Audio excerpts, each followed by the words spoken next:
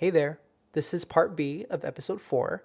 So thanks for joining in again, and I'm going to let you get right to it where we left off last. He told me, well, you're spot on because my father, like I said, he was a veteran and he suffered a lot from PTSD. And when he came back from the war, he was not emotionally present. And I thought it was my fault. And, now I know that my father had his own issues and he had PTSD and it wasn't my fault. But as a child, I really felt like I was to blame for him not wanting to be emotional with me or emotionally present with me. And it's interesting you say the holidays because a lot of me, I have had two other mediums bring up the holidays with me and my family. And I do have one sister. Now, it's interesting. I told him I saw the suburbs and he told me he grew up in New York City. So that's one detail, like the suburbs, that didn't resonate with him. But I felt like his family lived in the suburbs or had a home in the suburbs for the holidays or something. Now, maybe I'll learn later that the suburbs is just a symbol. Because like I know, people think of like, there's an old trope or stereotype of like American suburbs, white picket fence, da da da. Maybe Spirit is showing me the symbol of the suburbs to mean picture perfect, but not really. I don't know, but more to come on that, I guess, if I learn something about that symbol. Now, person number 3, and the last person I'm going to share a story about, this happened a week ago from when this podcast is being released, and it was intense. So there was another fresh face in the mediumship circle, and when she came up on the screen, the first thing I wrote was father. And I said above head. And I felt like my mind's eye or my third eye felt or saw her father's energy hovering above her head. And then I wrote down necklace in memory of. And then I wrote down marriage, question mark. And I wrote down dad, where? Like, where is dad? But I just wrote down dad, where? Like, I'm writing so fast, like, it's not even complete sentences, or things don't make sense when I read them out loud to you. So I keep having in my head the phrase, my father, my father, my father. And I get the feeling that this father figure that's coming up for her, I get a feeling that he had something wrong with his head, whether it was a tumor or something with the brain. But then I start feeling head and spine and or the torso. And then I keep seeing a white light around her head. And I still feel her father's presence is hovering above her head. I don't literally see a white light in the video, in the Zoom video, but I just have this feeling there's white light around her crown chakra above her head and around her head. And that white light is really infused with her father's energy. And that white light for me is God energy, but her father is so fused into it. He's such a powerful force and a guide for her. And so I write down wedding again. I write down New York origin. And I'm starting to freak out a little bit. This energy or whatever I'm feeling is making me write marriage, then wedding. This is her father who has passed. This is going to be a big deal to talk about. And I'm really freaking scared to talk about it. I don't want to mess something up. Like, what if it's wrong? It's like, or what if I say something, what if it is right and I say something wrong? I don't know. Like, not having a father present in your life and being a bride and thinking about your wedding, that's not a small deal. So I started to think, well, maybe if it's not her father, then it's an uncle, like someone who's like a father to her. But whatever it is, this energy is making me feel like, and I wrote this down, I'm walking you down the aisle. Like even if I'm not here physically, I am still walking you down the aisle. I thought, well, if it's not her father, then maybe it's an uncle or a father figure who was someone who was like a father to her in this life that wants to walk down the aisle with her father who is in this life. So I come off mute and I'm really nervous because this is no small deal, like I said before. And I ask her, if I may ask, I need to ask you this first because the way you answer this first question is going to determine how I share the rest of this, like the rest of my notes that I wrote here before I came on. Do you have a father figure who has passed? And I started with father figure because I wanted to make sure, like, I keep it broad so that she feels like it could be her father, her grandfather, great-grandfather, uncle, She said, yeah, I have a father figure passed. And I said, okay, So they're making me feel like my father is passed on. Like they're telling me it's my father. She says, yes, my father is no longer in the physical world. He passed on. Now, I get really silent because now I'm scared to talk about the wedding and marriage stuff. And I start to cry, and I tell the group, I'm sorry for getting emotional, and the facilitator's like, no, it's okay, and the poor sitter, she's like, no, now you're going to make me emotional, because, I mean, this is, now it's her father, now she feels her father's coming through, and I'm here thinking, well, I don't know if it is her father, like, I don't know, like, what if I'm wrong, and I'm playing with this woman's emotions, and I don't want to be that person, that's a horrible thing to do, and I'm really freaking out, and then I muster up my courage, and I remind myself, okay, this is a group where we're all practicing. We know that we can be wrong, and everyone's open to being read by another person. So there's no judgment here. Like, this is a safe space to be wrong. So I told her, your father and spirit made me write marriage and then wedding.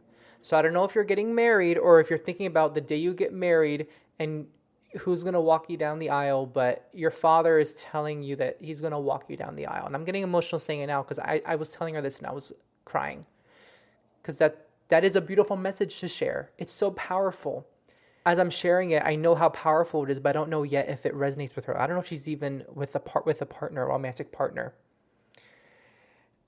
And all she says is, there have been talks about marriage. I've been thinking about it. And I go, in my head, I'm like, oh my gosh, okay, so this is real. And I told her, okay, well, I'm going to tell you first what I wrote down in my notebook. I told her, they made me look at your necklace. And she starts to laugh, like incredulously, like, oh my gosh, I can't believe it, kind of laugh. So that's my sign that, okay, there's something about this necklace that's really important to her in regards to her father.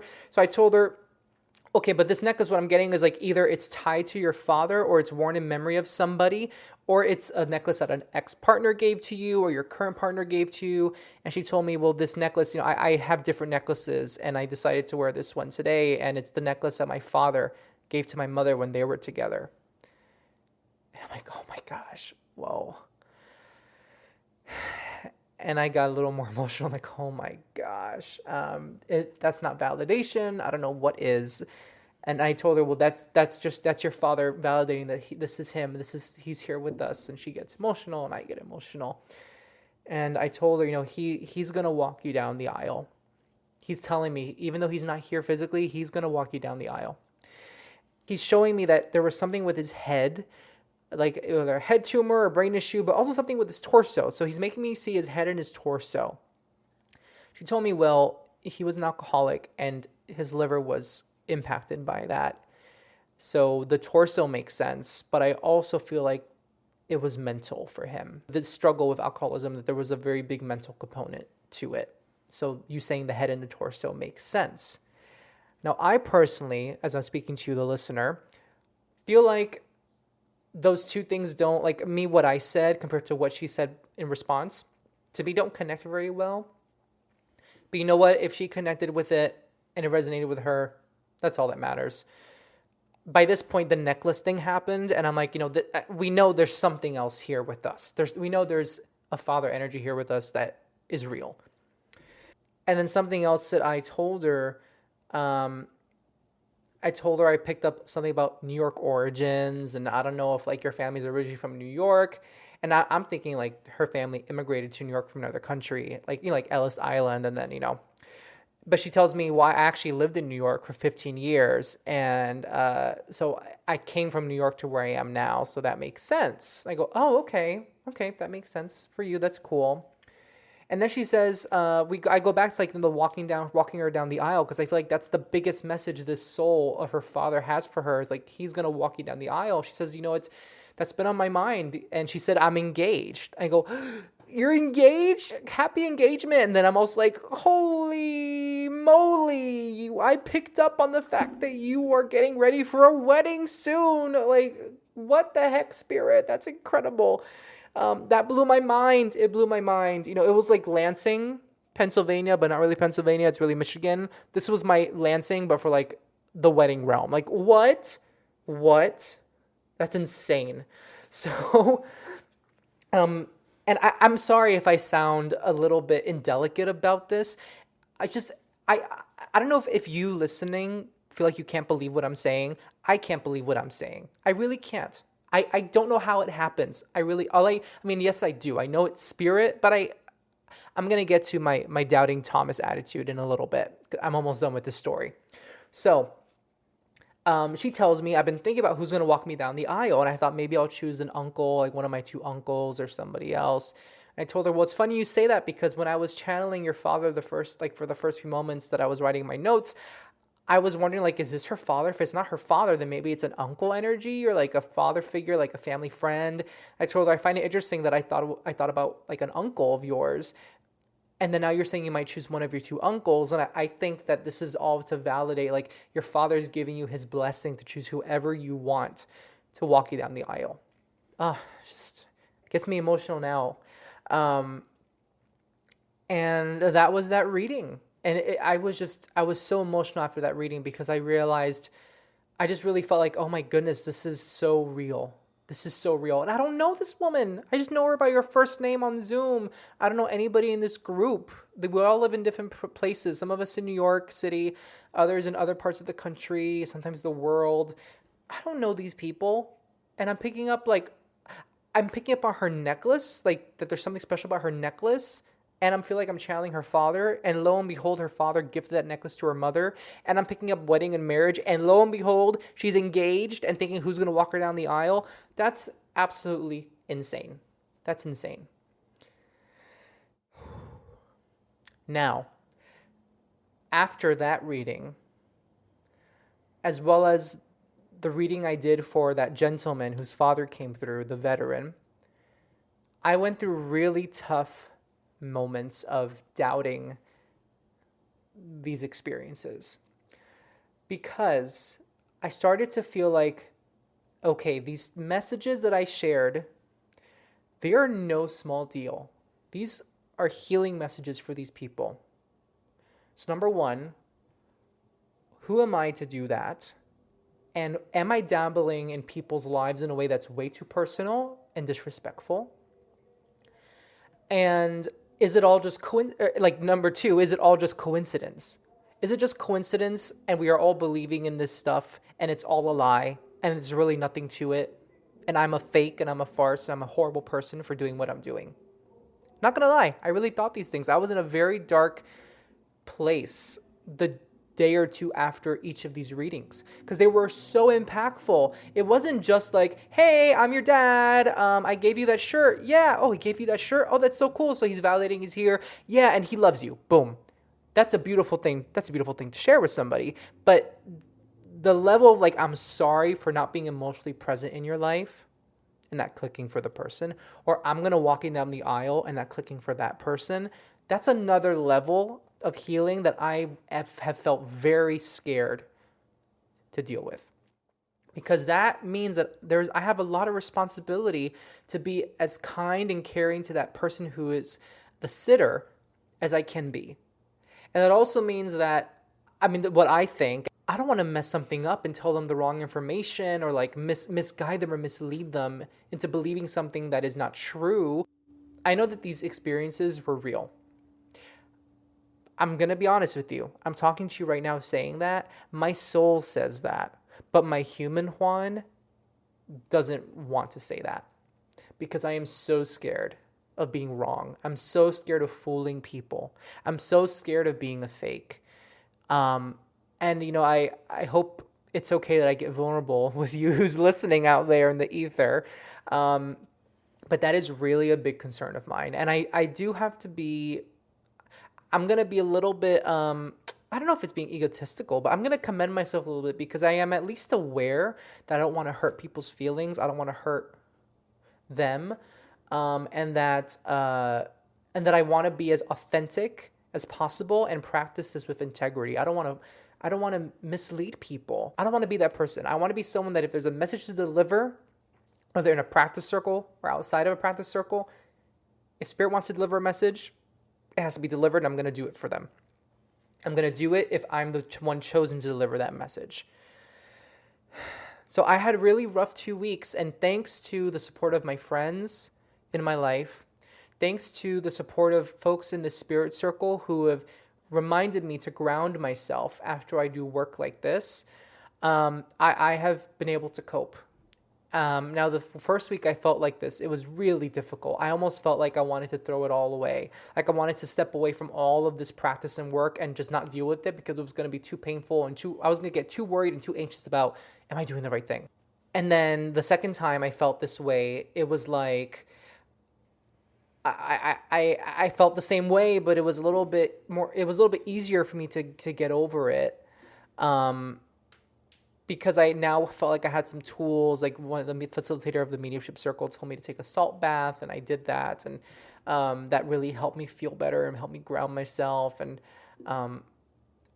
it's something I still struggle with. I still struggle with doubt. So I am a very skeptical medium, I guess we could say. So what am I doing these days? I am just trying to stay in touch with my spirit guides, and pray to them. I pray to God. I sage my home before and after reading. Like I try to, if I can remember to do it.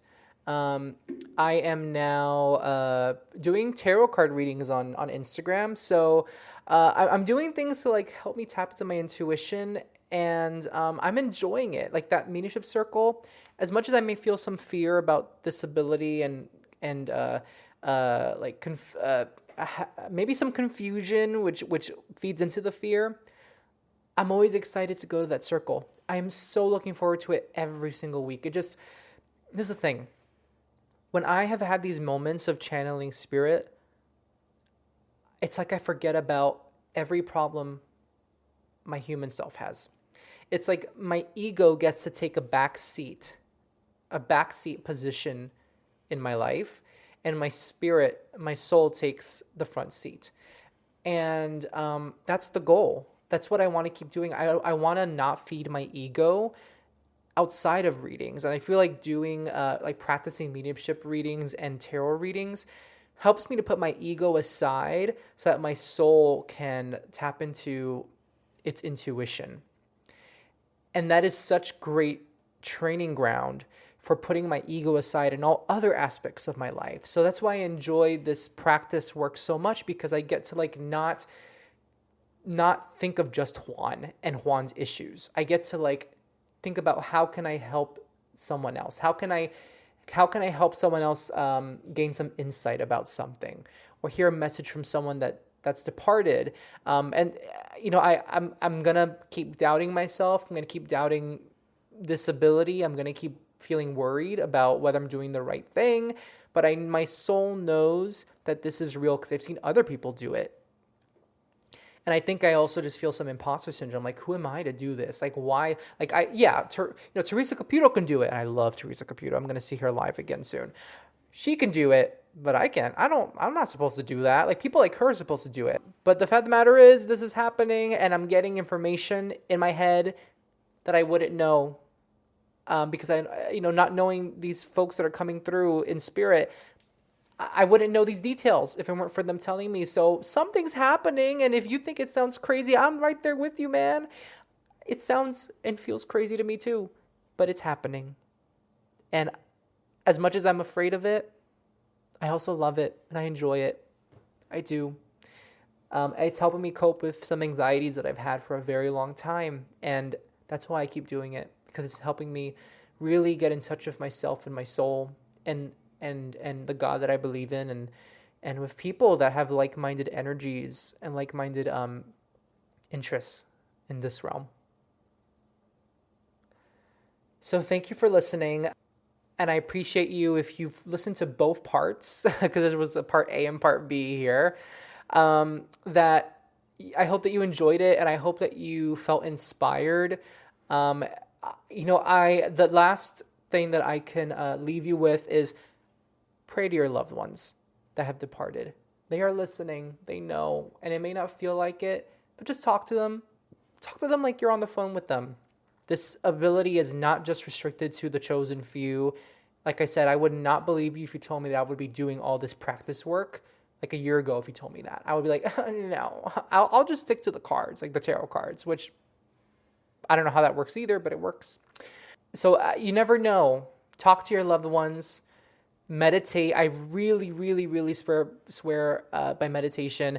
I do it just 5 minutes every other day, a day. If I'm really like rushing in the morning, like I do it just for 3 minutes, just something. And meditating could be eyes open, eyes closed. You could be walking and meditating at the same time. There's no one way to do it. Do whatever you need to do to help clear your mind or to help you focus on your soul a little more. And if you don't believe in your soul, like that the soul exists, just focus on who you are, the essence of you. Meditate with that, and you will connect with yourself just so beautifully.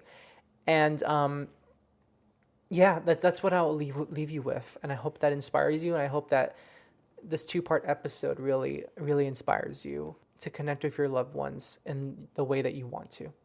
So I will leave you to your day, and I can't wait to host the interview that you're going to hear next week. Enjoy the rest of your week. Have a beautiful, beautiful rest of your day, and catch you soon.